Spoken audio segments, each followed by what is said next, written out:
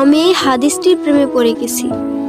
আপনি যখন নীরবে ঘরে বসে কান্না করেন, আল্লাহ তখন ফেরেশতাগণদের উদ্দেশ্য করে বলেন, কোন জিনিস আমার এই বান্দার চোখে পানি আনলো? ফেরেশতাগণ বলেন, আপনার বান্দা সুখে নেই, আপনার বান্দা অনেক দিন হাসেনি। এই বলে ফেরেশতাগণ কান্না করতে থাকেন এবং আল্লাহকে বলেন, হে আমার রব, আপনি জানেন আপনার এই বান্দার হৃদয়ে কি রয়েছে, অতএব আপনি তার জন্য সবকিছু সহজ করে দিন। আল্লাহ বলেন, আমার এই বান্দা এমন কিছু জীবন থেকে হারিয়ে ফেলেছে যা সে অধিক ভালোবেসেছিল। অতএব আল্লাহ বলেন, আমি শপথ করছি, আমার বান্দা তার জীবন থেকে যা হারিয়েছে এর চেয়ে উত্তম জিনিস তাকে এনে দেব, যা দেখে দুনিয়া ও আখিরাতের সবাই বিস্মিত হবে। আলহামদুলিল্লাহ।